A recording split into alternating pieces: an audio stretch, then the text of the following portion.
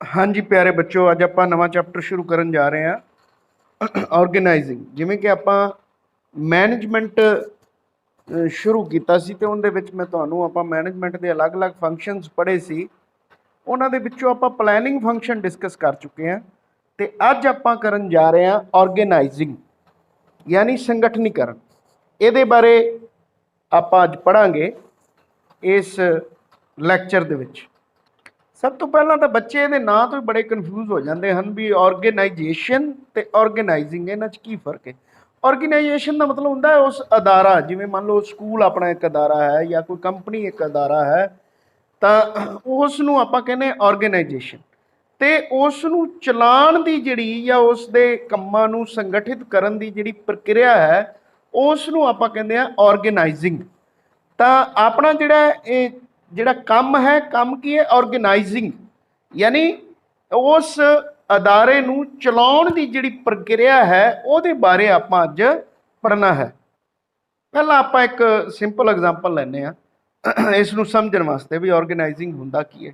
जिवें for example अपने school दे विच आपां एक एनुअल डे सैलीब्रेट करना, यानी एक वड्डा फंक्शन करना जिहदे विच बहुत सारे बच्चों नूं जिन्हां दियां अलग अलग चीज़ां दे विच प्राप्तियां हन। कोई बच्चे फसट आए हन, कोई बच्चे गेम्स दे विच फसट आए हन, या कुछ बच्चे कल्चरल एक्टिविटीज़ दे विच फसट आए हन, या अलग अलग सारा साल जिहड़े इवेंट होंदे रहे उन्हां दे विच फसट आए हन।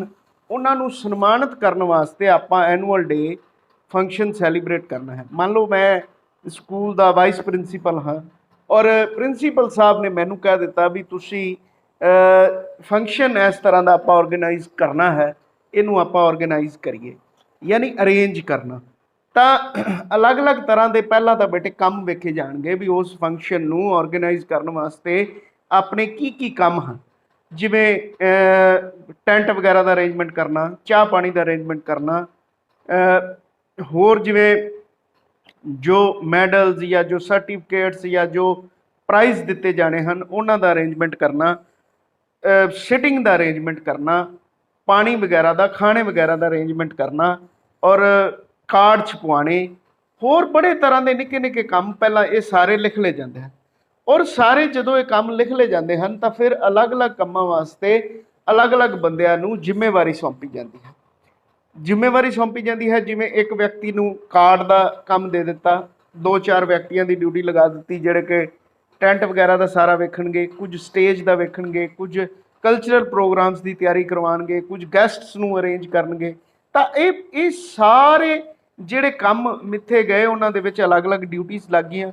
हुण उस फंक्शन नूं जिहड़ा ऑर्गेनाइज करना और जो अपने कोले रिसोर्सिस हैं वो रिसोर्सिस और जो मैन पावर यानी जो टीचर्स हैं, जो बच्चे हैं, उन्हां सारिਆਂ ਨੂੰ इस ढंग नाल ऑर्गेनाइज करना ताकि फंक्शन जिहड़ा अपना के उद्देश्य की है भी फंक्शन बहुत वधिया और सही ढंग नाल नेपरे चढ़ जाए। तो ये जदों सारी उपलब्ध मशीनरी और सारे उपलब्ध साधन और ਜਿਹੜੇ ਆਪਣੇ ਕੋਲ ਕੰਮ ਕਰਨ ਵਾਲੇ ਹਨ ਜਦੋਂ ਉਹਨਾਂ ਨੂੰ ਬਹੁਤ ਵਧੀਆ ਢੰਗ ਨਾਲ ਅਰੇਂਜ ਕੀਤਾ ਜਾਂਦਾ ਹੈ ਕਿਸੇ ਡਿਜ਼ਾਇਰਡ ਉਦੇਸ਼ ਦੀ ਪ੍ਰਾਪਤੀ ਲਈ ਤਾਂ ਆਪਾਂ ਉਹਨੂੰ ਕਹਿੰਦੇ ਹਾਂ ਆਰਗੇਨਾਈਜ਼ ਕਰਨਾ। ਜਿਵੇਂ ਫਾਰ ਐਗਜ਼ਾਮਪਲ ਹੁਣ ਆਪਾਂ ਇੱਕ ਹੋਰ ਉਦਾਹਰਨ ਲੈ ਲਈਏ ਜਿਹੜੀ ਕਿ ਬਿਜ਼ਨਸ ਨਾਲ ਸੰਬੰਧਿਤ ਹੈ। ਮੰਨ ਲਓ ਇੱਕ ਕਾਰਾਂ ਦੀ ਕੰਪਨੀ ਹੈ ਜਿਨੇ ਕਿ ਇੱਕ ਉਹਨਾਂ ਨੇ ਟਾਰਗੇਟ ਮਿਲ ਦਿੱਤਾ ਮੈਨੇਜਮੈਂਟ ਨੇ ਵੀ ਆਪਾਂ 5000 ਕਾਰਾਂ ਬਣਾਉਣੀਆਂ ਹਨ। ਹੁਣ 5000 ਇੱਕ ਮਹੀਨੇ ਦੇ ਵਿੱਚ ਕਾਰਾਂ ਬਣਾਉਣੀਆਂ ਹਨ ਔਰ ਵੱਡੀ ਜਿਹੜੀ ਕੰਪਨੀ ਹੈ ਜਿਹਦੀ ਕਿ ਬਹੁਤ ਵੱਡੀ ਫੈਕਟਰੀ ਹੈ ਉਹਨੂੰ 5000 ਕਾਰਾਂ ਬਣਾਉਣਾ ਇੱਕ ਮਹੀਨੇ ਦੇ ਵਿੱਚ ਆਪਣਾ ਉਦੇਸ਼ ਹੈ। ਹੁਣ ਉਸ ਉਦੇਸ਼ ਦੀ ਪ੍ਰਾਪਤੀ ਲਈ ਬੇਟੇ ਆਪਾਂ ਨੂੰ ਪਹਿਲਾਂ ਦੇਖਣਾ ਪਏਗਾ ਵੀ ਇਹਦੇ ਵਾਸਤੇ ਕੀ ਕੀ ਕੰਮ ਕੀਤੇ ਜਾਣੇ ਹਨ। यानी ये मैनेजमेंट डिसाइड करती है भी किहड़ा काम, पहला तो ये डिसाइड किया जाता भी काम किहड़े किहड़े हैं, फिर उस तो बाद ये कारां बनाने वास्ते वेखो काम की हो सकते हैं। जिवें रॉ मटीरियल लियाना, 5000 कारां जिहड़ियां बननियां ने उन्हां सारियां वास्ते रॉ मटीरियल का मतलब कच्चा माल सारा चाहिए है। और उस तो बाद अलग अलग ਥਾਂ ਤੇ ਜਾਂ ਅਲੱਗ-ਅਲੱਗ ਸਿਸਟਮ ਦੇ ਵਿੱਚ ਵੀ ਉਸ ਕਾਰ ਨੂੰ ਕਿਵੇਂ ਮੈਨੂਫੈਕਚਰ ਕੀਤਾ ਜਾਣਾ ਹੈ ਔਰ ਕਿਹੜੀ-ਕਿਹੜੀ ਮਸ਼ੀਨਰੀ ਦੀ ਲੋੜ ਹੈ, ਕੀ ਇਕਵਿਪਮੈਂਟ ਚਾਹੀਦਾ ਹੈ ਉਹ ਅਰੇਂਜ ਕੀਤੇ ਜਾਂਦੇ ਹਨ। ਫਿਰ ਉਹਨਾਂ ਨੂੰ ਬਣਾਉਣ ਵਾਸਤੇ ਕਿਸ ਤਰ੍ਹਾਂ ਦੇ ਮਜ਼ਦੂਰ ਚਾਹੀਦੇ ਹਨ, ਲੇਬਰ ਚਾਹੀਦੀ ਹੈ, ਇੰਜੀਨੀਅਰ ਚਾਹੀਦੇ ਹਨ, अलग-अलग तरह के काम करने वास्ते अलग-अलग तरह के लोगों की ਜਿਹੜੇ कि आपदे काम च मार होण उन्हां दी लोड़ पैंदी है।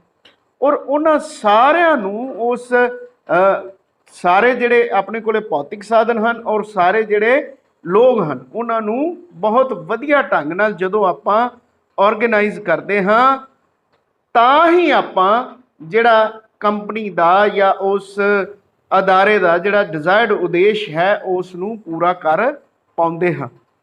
ਤਾਂ ਬੇਟੇ ਸਭ ਤੋਂ ਪਹਿਲੇ ਆ ਜਾਏਗਾ ਵੀ ਇਸ ਦਾ ਮੀਨਿੰਗ ਕੀ ਹੈ। ਤਾਂ ਇਸ ਦਾ ਮੀਨਿੰਗ ਕੀ ਹੋਇਆ ਫਿਰ, ਯਾਨੀ ਪਲੈਨਿੰਗ ਤੋਂ ਬਾਅਦ ਉਦੇਸ਼ਾਂ ਦੀ ਪ੍ਰਾਪਤੀ ਲਈ ਜਦੋਂ ਆਪਣੇ ਕੋਲ ਮੌਜੂਦ ਰਿਸੋਰਸਿਸ ਤੇ ਮੈਨ ਪਾਵਰ ਨੂੰ ਜਦੋਂ ਇਸ ਢੰਗ ਨਾਲ ਵਰਤਿਆ ਜਾਂਦਾ ਹੈ ਕਿ ਅਦਾਰਾ ਜਿਹੜਾ ਹੈ ਆਪਣੇ ਉਸ ਉਦੇਸ਼ ਦੀ ਜੋ ਉਸਨੇ ਮਿੱਥਿਆ ਹੈ ਉਹਦੀ ਵਧੀਆ ਢੰਗ ਨਾਲ ਪ੍ਰਾਪਤੀ ਕਰ ਲਵੇ ਤਾਂ ਉਸ ਨੂੰ ਆਪਾਂ ਕਹਿੰਦੇ ਹਾਂ ਆਰਗੇਨਾਈਜ਼ ਕਰਨਾ ਜਾਂ ਆਰਗੇਨਾਈਜ਼ਿੰਗ ਕਹਿੰਦੇ ਹਾਂ। ਕਿਸੇ ਵੀ ਆਰਗੇਨਾਈਜੇਸ਼ਨ ਵਿੱਚ ਪ੍ਰਬੰਧਕਾਂ ਦੁਆਰਾ ਇਹ ਯਕੀਨੀ ਬਣਾਇਆ ਜਾਂਦਾ ਹੈ ਕਿ ਉਸ ਦੇ ਕੋਲ ਜਿਹੜੇ ਰਿਸੋਰਸਿਸ ਹਨ ਜਾਂ ਜਿਹੜੀ ਮੈਨ ਪਾਵਰ ਹੈ ਜਾਂ ਜਿਹੜੇ ਕੰਮ ਕਰਨ ਵਾਲੇ ਲੋਕ ਨੇ ਉਹਨਾਂ ਨੂੰ ਇਸ ਢੰਗ ਨਾਲ ਵਰਤਿਆ ਜਾਵੇ ਤਾਂ ਕਿ ਲਾਗਤ ਉਸ ਚੀਜ਼ ਦੀ ਘੱਟ ਤੋਂ ਘੱਟ ਪਵੇ ਔਰ ਵਧੀਆ ਤੋਂ ਵਧੀਆ ਉੱਚ ਕੁਆਲਿਟੀ ਦਾ ਪ੍ਰੋਡਕਟ ਬਣੇ ਔਰ ਸਾਰਾ ਸਿਸਟਮ ਜਿਹੜਾ ਇਹਨਾਂ ਦਾ ਆਪਸੀ ਤਾਲਮੇਲ ਇੰਨਾ ਵਧੀਆ ਹੋਵੇ ਕਿ ਜਿਹੜਾ ਹੈ ਡਿਜ਼ਾਇਰਡ ਜੋ ਸਾਡਾ ਉਦੇਸ਼ ਹੈ ਉਹਦੀ ਅਸੀਂ ਪ੍ਰਾਪਤੀ ਕਰ ਸਕੀਏ। ਆਰਗੇਨਾਈਜ਼ਿੰਗ ਪ੍ਰੋਸੈਸ ਦੇ ਵਿੱਚ ਇਹ ਚੀਜ਼ ਜ਼ਿੰਮੇਵਾਰੀ ਤੇ ਅਧਿਕਾਰ ਦੋ ਸ਼ਬਦ ਆਉਂਦੇ ਨੇ। ਜਿਹੜੇ ਵੀ ਲੋਕ ਇਹਦੇ ਵਿੱਚ ਕੰਮ ਕਰਦੇ ਨੇ ਉਹਨਾਂ ਦੀ ਜ਼ਿੰਮੇਵਾਰੀਆਂ ਤੇ ਅਧਿਕਾਰਾਂ ਨੂੰ ਫਿਕਸ ਕੀਤਾ ਜਾਂਦਾ ਹੈ। ਯਾਨੀ ਹਰੇਕ ਕੰਮ ਕਰਨ ਵਾਲੇ ਵਿਅਕਤੀ ਨੂੰ ਪਤਾ ਹੁੰਦਾ ਹੈ ਕਿ ਮੈਂ ਕੰਮ ਕਰਨ ਤੋਂ ਬਾਅਦ ਕਿਸ ਨੂੰ ਰਿਪੋਰਟ ਕਰਨੀ ਹੈ, ਜਦੋਂ ਮੇਰਾ ਕੰਮ ਪੂਰਾ ਹੋ ਜਾਏਗਾ ਮੈਂ ਆਪਦੇ ਕੰਮ ਦੀ ਰਿਪੋਰਟ ਕਿਸ ਨੂੰ ਕਰਨੀ ਹੈ, ਜਾਂ ਮੈਨੂੰ ਕੰਮ ਦੇ ਦੌਰਾਨ ਜੇ ਕੋਈ ਪ੍ਰੋਬਲਮ ਆਉਂਦੀ ਹੈ ਤਾਂ ਮੈਂ ਉਸ ਦਾ ਹੱਲ ਕਿਹਦੇ ਤੋਂ ਕਢਵਾਉਣਾ ਹੈ। ਯਾਨੀ ਕਿ ਹਰ ਵਿਅਕਤੀ ਜਿਹੜਾ ਉਸ ਆਰਗੇਨਾਈਜੇਸ਼ਨ ਦੇ ਵਿੱਚ ਕੰਮ ਕਰ ਰਿਹਾ ਹੁੰਦਾ ਹੈ ਉਸ ਦੇ ਕੀ ਅਧਿਕਾਰ ਹਨ ਔਰ ਉਸ ਦੀਆਂ ਕੀ ਜ਼ਿੰਮੇਵਾਰੀਆਂ ਹਨ ਇਸ ਦੇ ਵਿੱਚ ਫਿਕਸ ਕਰ ਦਿੱਤੀਆਂ ਜਾਂਦੀਆਂ ਹਨ ਤਾਂ ਕਿ ਸਾਰੇ ਅਦਾਰੇ ਦੇ ਵਿੱਚ ਜਾਂ ਸਾਰੀ ਫੈਕਟਰੀ ਦੇ ਵਿੱਚ ਇੱਕ ਬੜਾ ਵਧੀਆ ਤਾਲਮੇਲ ਆਪਸੀ ਬਣਿਆ ਰਵੇ ਤਾਂ ਕਿ ਕਿਸੇ ਨੂੰ ਵੀ ਕੋਈ ਪ੍ਰੋਬਲਮ ਆਵੇ ਉਸ ਦਾ ਉਚਿਤ ਹੱਲ ਸਮੇਂ ਸਿਰ ਨਿਕਲੇ ਔਰ ਜੋ ਸਾਡੇ ਉਦੇਸ਼ ਹਨ ਉਹਨਾਂ ਦੀ ਅਸੀਂ ਪ੍ਰਾਪਤੀ ਕਰ ਸਕੀਏ। ਇਸ ਤੋਂ ਬਾਅਦ ਬੇਟੇ ਆਪਾਂ ਇੱਕ ਦੋ ਡੈਫੀਨੇਸ਼ਨਸ ਲੈ ਲੈਂਦੇ ਹਾਂ। ਥੀਓ ਹੈਮਨ ਦੇ ਅਨੁਸਾਰ ਕਿਸੇ ਵੀ ਉਦਮ ਦੀਆਂ ਜਾਂ ਕਿਸੇ ਵੀ ਆਰਗੇਨਾਈਜੇਸ਼ਨ ਦੀਆਂ ਗਤੀਵਿਧੀਆਂ ਨੂੰ ਨਿਰਧਾਰਿਤ ਕਰਨ ਅਤੇ ਉਹਨਾਂ ਦਾ ਸਮੂਹੀਕਰਨ ਕਰਨ ਅਤੇ ਫਿਰ ਉਹਨਾਂ ਵਿੱਚ ਅਧਿਕਾਰ ਸ਼ਕਤੀ ਸੰਬੰਧਾਂ ਨੂੰ ਸਥਾਪਿਤ ਕਰਨ ਦੀ ਪ੍ਰਕਿਰਿਆ ਨੂੰ ਆਰਗੇਨਾਈਜ਼ਿੰਗ ਕਹਿੰਦੇ ਹਨ।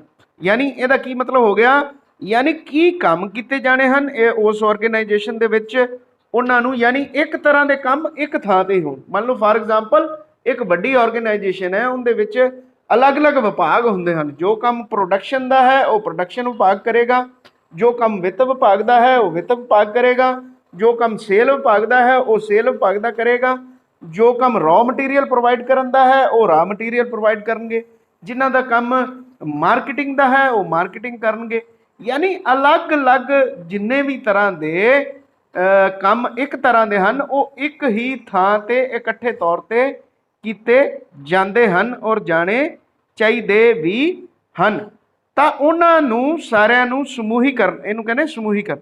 ਯਾਨੀ ਇਸ ਦੇ ਵਿੱਚ ਸਭ ਦੀਆਂ ਅਧਿਕਾਰ ਸ਼ਕਤੀਆਂ ਨੂੰ ਦੱਸ ਦਿੱਤਾ ਜਾਂਦਾ ਹੈ ਕਿ ਕਿਸ ਵਿਅਕਤੀ ਦੇ ਕੋਲੇ ਕੀ ਅਧਿਕਾਰ ਹਨ ਔਰ ਜੋ ਕਿੰਨੀ ਉਹ ਜ਼ਿੰਮੇਵਾਰੀ ਹੈ ਉਹਦੇ ਕੋਲੇ।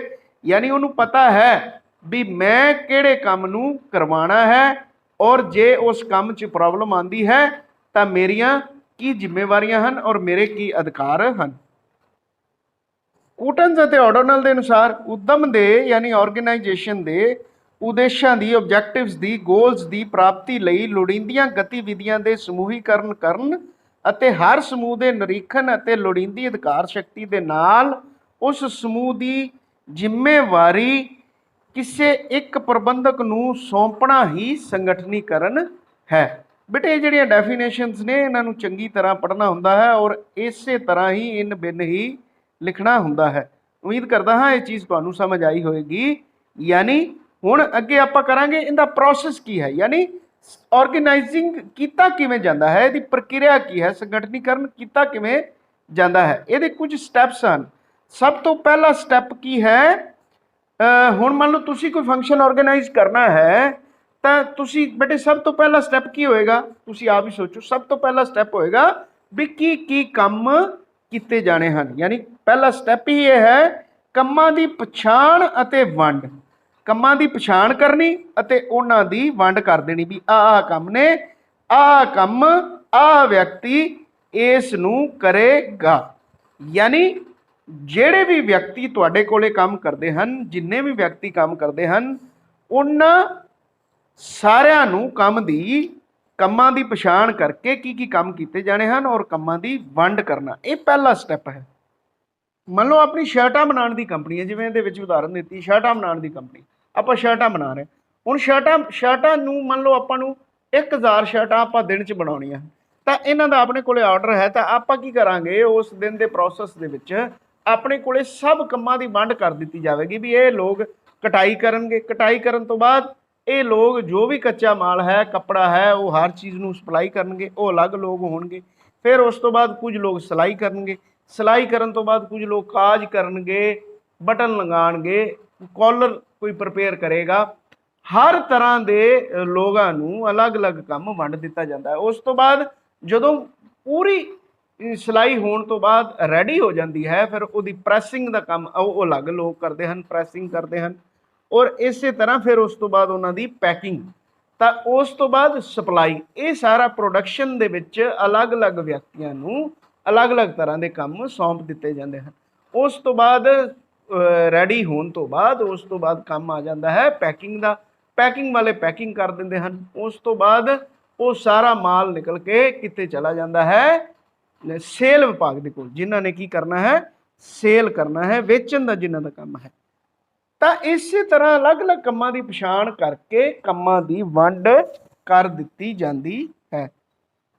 ਹੁਣ ਆਪਾਂ ਨੂੰ ਪਤਾ ਹੈ ਵੀ ਵੱਡੀਆਂ ਫੈਕਟਰੀਆਂ ਦੇ ਵਿੱਚ ਜਾਂ ਅਦਾਰਿਆਂ ਦੇ ਵਿੱਚ ਅਲੱਗ-ਅਲੱਗ ਵਿਭਾਗ ਬਣੇ ਹੁੰਦੇ ਹਨ।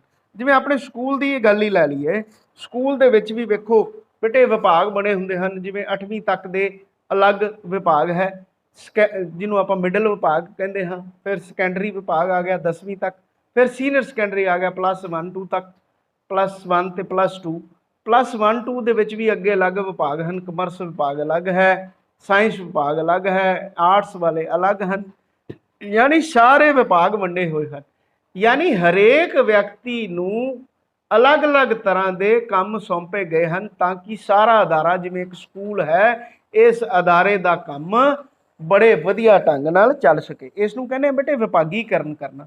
ਵਿਭਾਗੀਕਰਨ ਦੇ ਵਿੱਚ ਵੇਖੋ ਹੁਣ ਅਲੱਗ-ਅਲੱਗ ਫਿਰ ਅੱਗੇ ਜਿਵੇਂ ਹੁਣ ਆਪਾਂ ਫੈਕਟਰੀ ਦੇ ਵਿੱਚ ਲੈ ਲਈਏ, ਤੇ ਫੈਕਟਰੀ ਦੇ ਵਿੱਚ ਜਿਵੇਂ ਪ੍ਰੋਡਕਸ਼ਨ ਵਾਲੇ ਹੁੰਦੇ ਹਨ ਲੋਕ, ਕੁਝ ਲੋਕ ਐਸੇ ਹੁੰਦੇ ਹਨ ਜਿਨ੍ਹਾਂ ਨੂੰ ਆਪਾਂ ਕਹਿੰਦੇ ਖਰੀਦ ਵਿਭਾਗ ਦੇ ਲੋਕ, ਜਿਨ੍ਹਾਂ ਨੇ ਮਾਲ, ਜੋ ਵੀ ਕੰਪਨੀ ਦੇ ਵਿੱਚ ਅੱਗੇ ਕੱਚਾ ਮਾਲ ਚਾਹੀਦਾ ਹੈ, ਉਹ ਕੱਚਾ ਮਾਲ ਪ੍ਰੋਵਾਈਡ ਕਰਨਾ ਹੀ, ਮਾਲ ਲੈ ਕੇ ਦੇਣਾ ਔਰ ਮਾਲ ਪ੍ਰੋਡਕਸ਼ਨ ਵਿਭਾਗ ਨੂੰ ਸਪਲਾਈ ਕਰਨਾ, ਪਹੁੰਚਾਉਣਾ, ਇਹ ਉਹਨਾਂ ਦੀ ਜ਼ਿੰਮੇਵਾਰੀ ਹੈ।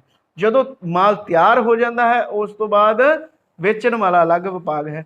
ਇੱਕ ਵਿਭਾਗ ਹੁੰਦਾ ਹੈ ਵਿੱਤ ਵਿਭਾਗ, ਜਿਨ੍ਹਾਂ ਦਾ ਕੰਮ ਹੁੰਦਾ ਹੈ ਹਰ ਕੰਮ ਲਈ ਪੈਸੇ ਪ੍ਰੋਵਾਈਡ ਕਰਨਾ, ਕਰਮਚਾਰੀਆਂ ਨੂੰ ਤਨਖਾਹਾਂ ਦਾ ਹਿਸਾਬ ਰੱਖਣਾ, ਸਭ ਕੁਝ ਜੋ ਵਿੱਤ ਦੇ ਨਾਲ ਸੰਬੰਧਿਤ ਪੈਸੇ ਦਾ ਲੈਣ ਦੇਣ, ਕਿੰਨਾ ਮਾਲ ਆ ਰਿਹਾ ਹੈ, ਕਿੰਨਾ ਮਾਲ ਜਾ ਰਿਹਾ ਹੈ, ਉਸ ਸਾਰੇ ਦਾ ਹਿਸਾਬ ਕਿਤਾਬ ਰੱਖਣਾ, ਪੈਸੇ ਦਾ ਅਰੇਂਜ ਕਰਨਾ, ਪੈਸੇ ਜਿਹਨੂੰ ਦੇਣੇ ਨੇ ਉਹਨੂੰ ਦੇਣੇ, ਜਿਹਦੇ ਤੋਂ ਲੈਣੇ ਨੇ ਉਹਦੇ ਤੋਂ ਲੈਣੇ, ਉਹ ਸਾਰਾ ਵਿੱਤ ਦਾ ਲੈਣ ਦੇਣ ਉਹ ਕਰਦਾ ਹੈ। ਯਾਨੀ ਹਰ ਕੰਮ ਨੂੰ ਵਿਭਾਗਾਂ ਦੇ ਵਿੱਚ ਵੰਡ ਦੇਣਾ ਔਰ ਹਰ ਕੰਮ ਦੀਆਂ ਗਤੀਵਿਧੀਆਂ ਨੂੰ ਫਿਕਸ ਕਰਨਾ ਵੀ ਆਹ ਕੰਮ ਤੁਸੀਂ ਕਰਨਾ ਔਰ ਇਹਨੂੰ ਐਸ ਢੰਗ ਦੇ ਨਾਲ ਕੀਤਾ ਜਾਂਦਾ ਹੈ, ਉਹਨੂੰ ਆਪਾਂ ਕਹਿੰਦੇ ਵਿਭਾਗੀਕਰਨ ਕਰਨਾ। ਕੰਮ ਵੰਡ ਦਿੱਤੇ, ਵਿਭਾਗੀਕਰਨ ਕਰ ਦਿੱਤਾ, ਗਤੀਵਿਧੀਆਂ ਦੱਸ ਦਿੱਤੀਆਂ ਵੀ ਤੁਸੀਂ ਫਲਾਣੀ ਗਤੀਵਿਧੀ। ਫਿਰ ਬੇਟੇ ਇਹਦੇ ਵਿੱਚ ਸਭ ਤੋਂ ਅੱਗੇ ਤੀਜਾ ਸਟੈਪ ਹੈ ਉਪਯੁਕਤ ਵਿਅਕਤੀਆਂ ਨੂੰ ਜ਼ਿੰਮੇਵਾਰੀ ਸੌਂਪਣਾ। ਯਾਨੀ ਵੇਖੋ ਪ੍ਰੋਡਕਸ਼ਨ ਦਾ ਇੱਕ ਅਲੱਗ ਆਫਿਸਰ ਹੈ, ਜਿੰਦਾ ਕੰਮ ਹੈ ਸਾਰੀ ਪ੍ਰੋਡਕਸ਼ਨ ਦੀ। ਅੱਗੇ ਇੱਕ ਮੰਨ ਲਓ ਪ੍ਰੋਡਕਸ਼ਨ ਦਾ ਮੈਨੇਜਰ ਹੈ, ਉਹਦੇ ਥੱਲੇ 4 ਸੁਪਰਵਾਈਜ਼ਰ ਹਨ, ਜਿਹੜੇ ਕਿ ਅਲੱਗ-ਅਲੱਗ ਵਿਭਾਗਾਂ ਨੂੰ, ਉਸੇ ਵਿਭਾਗ ਦੇ ਸਬ ਆਫਿਸ, ਜਿਹੜੇ ਸਬ ਵਿਭਾਗ ਹਨ, ਉਹਨਾਂ ਨੂੰ ਦੇਖਦੇ ਹਨ, ਜਿਨ੍ਹਾਂ ਨੇ ਉਸ ਕੰਮ ਦੀ ਨਿਗਰਾਨੀ ਕਰਨੀ ਹੈ।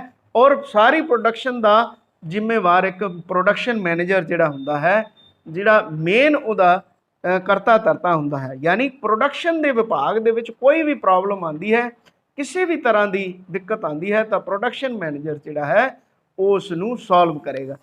इस तरह खरीद विभाग का एक जिन्हों आपां कहने परचेजिंग मैनेजर है, जिहड़ा परचेज नाल संबंधित सारे फैसले रहन दी उहदे ते जिम्मेवारी है। इस तरह वित्त दा, इस तरह सेल दा, जिंदा काम सेल दा है उनका काम उन्हें सिर्फ सेल नाल, यानी जो प्रोडक्ट तैयार हो गया उन्हें देखना। यानी उस विभाग दे विच जे कोई भी प्रॉब्लम आती है तो उस व्यक्ति की वो सारी जिम्मेवारी हुंदी है, उन्होंने जिम्मेवारियां सौंपियां जांदियां हन ताकि वो अपने काम नूं जिम्मेवारी नाल और उन्होंने पूरे अधिकार दिते जाते हैं। अधिकार शक्ति की सपुर्दगी, यानी जे कर्मचारियों ने जदों काम जो प्रोडक्शन विभाग दे विच मान लो लोग काम कर रहे हैं, जो उन्होंने काम कर लिया है उन्होंने अपने जिहड़ा उन्हों का प्रोडक्शन मैनेजर है उन्होंने रिपोर्ट करना है। जे उन्होंने कोई प्रॉब्लम आई है तो वह भी उन्होंने उन्होंने को लैके जानी है। यानी जिम्मेवारियां ते अधिकार दोवें चीज़ां व्यक्तियों को सौंप दित्तियां जांदियां हन। जिवें हुण मान लो असी स्कूल दे विच काम करते हाँ तो कमर्स विभाग की जिम्मेवारी सानू सौंपी गई है। यानी कमर्स दीयां जिन्नियां भी गतिविधियां हन उन्हां दे प्रति असी ही जिम्मेवार हाँ और असी साडा ही अधिकार है। जे कमर्स दे विद्यार्थियों के लिए कोई भी असी डिसीजन लेना है तो असी लै सकते हाँ, क्योंकि असी इस विभाग के लिए जिम्मेवार हाँ। और जे किसी बच्चे नूं कोई भी किसी तरह की समस्या आती है तो वह साडे तक पहुँचा सकता है। यानी साडी जिम्मेवारी भी है और साडा अधिकार भी है। यानी कमर्स विभाग की कोई भी प्रॉब्लम होंदी है तो मान लो जो मुख प्रबंधक हैं स्कूल दे, जिवें फॉर एग्जाम्पल प्रिंसीपल हैं, तो उन्होंने कमर्स दे नाल जदों भी कोई समस्या आती है या कमर्स की कोई भी गलबात होंदी है तो उन्होंने सानू दसनी है, अगे असी करवानी। इस तरह ही बेटे विभागों के विच हुंदा है।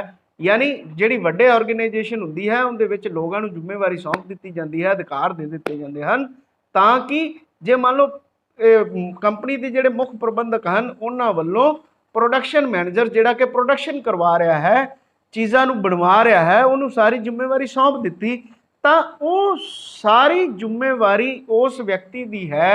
वो एक हो सकता है, वो दो हो सकते हैं। यानी उन्हां व्यक्तियों की जिम्मेवारी है, उन्होंने सारी प्रोडक्शन करवानी है। यानी प्रोडक्शन के नाल सारे डिसीजन लैन के अधिकार उन्हां दे कोले हन। इस तो बाद हुंदा है आपसी संबंधां का निर्धारण करना। हुण वेखो सारी ऑर्गेनाइजेशन दे विच जिन्ने भी व्यक्ति इस तरह के वख-वख विभागां नूं चला रहे हुंदे हन उन्हां सारियां दे विच आपसी तालमेल बनाना भी लास्ट काम यह है, क्योंकि जिन्नी देर बेटे सारे विभागों का आपसी तालमेल ही नहीं होएगा तो कदे भी जिहड़ा वो कोई भी ऑर्गेनाइजेशन तरक्की नहीं कर सकती। कदे भी काम मान लो आप एक लाइव एग्जाम्पल लीए, जिवें मान लो प्रोडक्शन विभाग वाला किते ते डिपेंड करता खरीद विभाग वाले बस। मान लो उन्हें प्रोडक्शन करवानी है पर खरीद विभाग वाले उन्होंने माल ही नहीं लैके दे रहे। जे कच्चा माल ही उहदे कोल नहीं हैगा तो प्रोडक्शन किवें करवाएगा, कदे भी नहीं करवा सकेगा। इस तरह ही जे मान लो सेल विभाग वाले किंदे ते डिपेंडेंट ने प्रोडक्शन ते, जे प्रोडक्शन ही होएगी तो सेल विभाग वाले सेल की करनगे। यानी ये सारे विभाग एक दूजे दे विच जुड़े हुंदे हन। यानी इन्हां दा आपसी तालमेल बनाना और इन्हां दे आपसी संबंधां दा निर्धारण करना, यानी एक दूजे के प्रति जवाबदेही बनाना और इन्हां दा आपसी तालमेल भी बनाना, ये सारा उच्च अधिकारियों के उत्ते निर्भर करता है। और ये सारे बेटे सारे की प्रोसैस ये सारा जिहड़ा प्रोसैस है, पहला की है कामां दी पछाण ते वंड, फिर विभागीकरण करना, फिर जिम्मेवारियां सौंपना, फिर अधिकार देना और फिर उस तो बाद उन्हां दा आपसी तालमेल बनाउणा। इस नूं आपां बेटे क्या दिंदे हाँ, ऑर्गेनाइजिंग करना। यानी ये सारा प्रोसैस है ऑर्गेनाइजिंग का। अगे आ जाता बेटे इस दे विच वैसे तो दो आपां नूं करने पैणगे, इहदियां वीडियोज़ बनाणियां पैणगियां तां ही ये खत्म होएगा, क्योंकि चैप्टर वड्डा है। इनू इहदे विच थोड़ा जिहा टॉपिक आपां ऐड ऑन करना है भी इहदी इंपॉर्टेंस की है, इहदी महत्ता की है, यानी इहदा फायदा की हुंदा है ऑर्गेनाइजेशन नूं की ऑर्गेनाइजिंग करन दा कोई फायदा हुंदा है। काम दी वंड हुण तुसीं ये वेखो जद काम की आप वंड कर लेंगे हाँ कि काम की वंड का आपां नूं कोई फायदा होंदा है। आप कुछ पॉइंट्स डिस्कस करांगे। जे आप काम की वंड कर दी जाए, हुण तुसीं आप ही लिख सकते हो, जे काम की वंड कर दी जाए यानी एक व्यक्ति ते भार ना पा के अलग अलग कामां नूं जे वंड दिता जाए तो की तुसीं सोचदे हो काम वधिया होएगा? यानी ਇਹਦਾ ਇਹ फायदा ही हो गया ना, इंपॉर्टेंस ही होगी, महत्ता ही होगी भी ऑर्गेनाइजिंग ਦੇ ਵਿੱਚ ਜੇ ਕੰਮ ਦੀ ਵੰਡ ਕੀਤੀ ਜਾਂਦੀ ਹੈ, ਆਪਾਂ ਨੂੰ ਪਤਾ ਹੈ ਕੰਮ ਦੀ ਵੰਡ ਕੀਤੀ ਜਾਂਦੀ ਹੈ ਔਰ ਕੰਮ ਦੀ ਵੰਡ ਵੀ ਕਿਸ ਆਧਾਰ ਤੇ ਕੀਤੀ ਜਾਂਦੀ ਹੈ, ਜਿਸ ਕੰਮ ਨੂੰ ਕੋਈ ਵਿਅਕਤੀ ਵਧੀਆ ਢੰਗ ਨਾਲ ਕਰਦਾ ਹੈ, ਜਿਹੜਾ ਉਸ ਕੰਮ ਦੇ ਵਿੱਚ ਮਾਹਰ ਹੈ, ਉਹਨੂੰ ਉਸ ਦੇ ਮੁਤਾਬਕ ਕੰਮ ਦਿੱਤਾ ਜਾਂਦਾ ਹੈ, ਉਹਨੂੰ ਉਹ ਕੰਮ ਸੌਂਪਿਆ ਜਾਂਦਾ ਹੈ। ਉਸ ਦੇ ਨਾਲ ਕੀ ਫਾਇਦਾ ਹੁੰਦਾ ਹੈ? ਉਸ ਦੇ ਨਾਲ ਕੀ ਫਾਇਦਾ ਹੁੰਦਾ ਹੈ? ਕਿਉਂਕਿ ਉਹ ਕੰਮ ਰੋਜ਼ ਉਸੇ ਤਰ੍ਹਾਂ ਦਾ ਕੰਮ ਕਰ ਰਿਹਾ ਹੈ ਤਾਂ ਕੰਮ ਦੀ ਵੰਡ ਕਰਨ ਦੇ ਨਾਲ ਕੰਮ ਸੌਖਾ ਹੋ ਜਾਂਦਾ ਹੈ, ਕੰਮ ਜਲਦੀ ਹੁੰਦਾ ਹੈ। ਉਸ ਦੇ ਨਾਲ ਉਸ ਸੰਗਠਨ ਦੀ ਜਿਹੜੀ ਐਫੀਸ਼ੀਐਂਸੀ ਵੱਧਦੀ ਹੈ, ਕੰਮ ਜਲਦੀ ਨਿਬੜਦਾ ਹੈ। ਵਿਸ਼ਿਸ਼ਟੀਕਰਨ, ਸਪੈਸ਼ਲਾਈਜੇਸ਼ਨ। ਹੁਣ ਤੁਸੀਂ ਦੱਸੋ ਇੱਕ ਕੰਮ ਨੂੰ ਕੋਈ ਵਿਅਕਤੀ ਰੋਜ਼ ਹੀ ਕਰ ਰਿਹਾ ਹੈ, ਜੇ ਉਹ ਰੋਜ਼ ਕਰੇਗਾ ਤਾਂ ਉਸ ਕੰਮ ਦੀ ਹੌਲੀ ਹੌਲੀ ਉਸ ਵਿਅਕਤੀ ਨੂੰ ਜੇ ਘੱਟ ਵੀ ਆਉਂਦਾ ਹੋਏਗਾ ਤਾਂ ਹੌਲੀ ਹੌਲੀ ਉਸ ਵਿਅਕਤੀ ਦੀ ਉਸ ਕੰਮ ਦੇ ਵਿੱਚ ਮੁਹਾਰਤ ਹੋ ਜਾਂਦੀ ਹੈ। यानी वो इन्ना स्पैशलाइज्ड। हुण एक व्यक्ति मान लो रोज़ हज़ारां शर्टां की कटिंग ही कर रहा है, जिहड़ा व्यक्ति रोज़ ही हज़ारां शर्टां की कटिंग करता है तो कटिंग दे विच कितना माहिर हो जाएगा। जिहड़ा व्यक्ति रोज़ सिलाई कर रहा है तो उस सिलाई दे विच ही कितना माहिर हो जाएगा। देखो आपां किन्ने तरह दी वीडियोज़ वेखदे हां, आपां बड़ियां वीडियोज़ वायरल हुंदियां ने, उहदे विच दिखाया जाता है कई व्यक्ति एक कई कंमां नूं बड़ी ही तेज़ी दे नाल करदे हैं। क्यों तेजी नाल करते हैं? क्योंकि वो उस काम नूं वार-वार करन दे नाल इन्ने उस दे विच स्पैशलाइज्ड हो जाते हैं, इन्नी उन्हां दी स्पीड ते एक्यूरेसी बन जाती है, यानी उन्हां दी एफिशिएंसी बहुत ज़्यादा वध जाती है। अगे की है? ऑर्गेनाइजिंग करन दे नाल साधनां दा आदर्शतम ऑप्टिमम यूटिलाइजेशन ऑफ रिसोर्सिस। देखो जदों काम वंडिया होएगा, हरेक व्यक्ति नूं काम पता होएगा भी मैं किहड़ा काम करना है ਤਾਂ ਇਹਦੇ ਨਾਲ ਸਮੇਂ ਦੀ ਵੀ ਬਚਤ ਹੁੰਦੀ ਹੈ, ਕੰਮ ਵੀ ਵਧੀਆ ਹੁੰਦਾ ਹੈ ਔਰ ਰਿਸੋਰਸਿਸ ਦੀ ਵੇਸਟੇਜ ਵੀ ਨਹੀਂ ਹੁੰਦੀ। ਉਚਿਤ ਕਾਰਜਕਾਰੀ ਸੰਬੰਧਾਂ ਦਾ ਨਿਰਧਾਰਨ ਹੁੰਦਾ ਹੈ, ਯਾਨੀ ਬਹੁਤ ਵਧੀਆ ਕਰਮਚਾਰੀਆਂ ਤੇ ਉੱਚ ਅਧਿਕਾਰੀਆਂ ਦੇ ਵਿੱਚ ਆਪਸੀ, ਕਿਉਂਕਿ ਹਰੇਕ ਵਿਅਕਤੀ ਨੂੰ ਪਤਾ ਹੈ ਮੈਂ ਆਪਦੇ ਕੰਮ ਲਈ ਕਿਹਨੂੰ ਜਵਾਬਦੇਹ ਹਾਂ, ਤਾਂ ਇਸ ਦੇ ਨਾਲ ਸੰਗਠਨ ਦੀ ਕਾਰਜਕੁਸ਼ਲਤਾ ਵੱਧਦੀ ਹੈ और कार्यकारी संबंध बहुत वधिया बनते हैं, क्योंकि हरेक व्यक्ति नूं पता है मैं अपने काम प्रति किनू जवाबदेह हाँ, मैं किहदे वास्ते काम कर रहा हाँ, मैनू कौन चैक कर सकता है। हर व्यक्ति उन्होंने चैक नहीं कर सकता, हर व्यक्ति नूं रिपोर्ट करन दा उन्होंने कोई फायदा नहीं। उन्होंने पता है मैं जो काम कर रहा हाँ तो मैं इस व्यक्ति नूं रिपोर्ट करना है, काम करन उपरंत या मैनू कोई दिक्कत आती है तो मैं इस व्यक्ति नूं दसना है। तो इस दे नाल बड़े वधिया ਕਾਰਜਕਾਰੀ ਸੰਬੰਧ ਆਪਸ ਦੇ ਵਿੱਚ ਬਣਦੇ ਹਨ।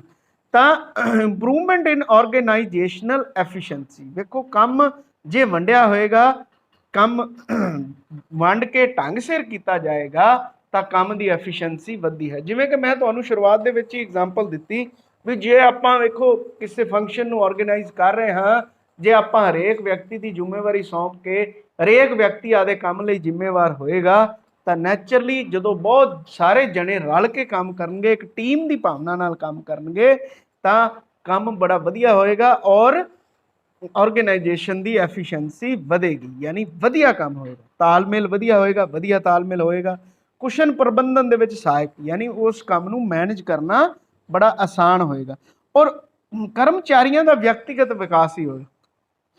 ਇਹਦੇ ਬਾਰੇ ਕਿਵੇਂ ਤੁਸੀਂ ਦੱਸੋਗੇ कि कर्मचारी जिहड़े रोज़ एक तरह का और बड़े वधिया ढंग नाल काम कर रहे हैं और रोज़ एक तरह का काम करते हैं, उन्हां दे विच एक विशेष मुहारत आ जाएगी, उन्हां दा व्यक्तिगत तौर पर भी विकास होएगा और जिस काम नूं आपां रोज़ करते हाँ वो काम करना आपां नूं बड़ा आसान लगता है। यानी कर्मचारियों की निपुणता योग्यता दे विच भी वाधा हुंदा है। संगठन के विकास अते विस्तार दे विच भी ये चीज़ां सहायक हुंदियां। ਜਦੋਂ ਆਪਾਂ ਮੈਨੇਜਮੈਂਟ ਦੇ ਢੰਗ ਦੇ ਨਾਲ ਇਸ ਕੰਮਾਂ ਨੂੰ ਆਰਗੇਨਾਈਜ਼ ਕਰਦੇ ਹਾਂ ਤਾਂ ਆਪਣੀ ਐਫੀਸ਼ੀਐਂਸੀ ਵੱਧਦੀ ਹੈ, ਆਪਣੀ ਚੀਜ਼ਾਂ ਦੀ ਕੁਆਲਿਟੀ ਬਹੁਤ ਵਧੀਆ ਹੁੰਦੀ ਹੈ। ਇਸ ਦੇ ਨਾਲ ਆਪਾਂ ਪ੍ਰੋਫਿਟ ਕਮਾ ਸਕਦੇ ਹਾਂ ਔਰ ਪ੍ਰੋਫਿਟ ਕਮਾਉਣ ਤੋਂ ਬਾਅਦ ਆਪਾਂ ਆਪਣੀ ਕੰਪਨੀ ਦਾ ਵਾਧਾ ਅਤੇ ਵਿਸਤਾਰ ਵੀ ਕਰ ਸਕਦੇ ਹਾਂ। ਸੰਗਠਨ ਦੇ ਵਿੱਚ ਗਤੀਸ਼ੀਲਤਾ ਆਉਂਦੀ ਹੈ। ਵੇਖੋ ਸਪੀਡ ਤਾਂ ਬਣ ਹੀ ਜਾਂਦੀ ਹੈ ਜਦੋਂ ਅਲੱਗ-ਅਲੱਗ ਵਿਅਕਤੀ ਅਲੱਗ-ਅਲੱਗ ਤਰ੍ਹਾਂ ਦੇ ਕੰਮ ਸੌਂਪ ਦਿੱਤੇ ਜਾਂਦੇ ਹਨ, ਜ਼ਿੰਮੇਵਾਰੀਆਂ ਸੌਂਪ ਦਿੱਤੀਆਂ ਜਾਂਦੀਆਂ ਹਨ, ਤਾਂ ਸੰਗਠਨ ਜਿਹੜਾ ਹੈ ਉਹਦੇ ਕੰਮ ਦੇ ਵਿੱਚ ਤੇਜ਼ੀ ਆ ਜਾਂਦੀ ਹੈ।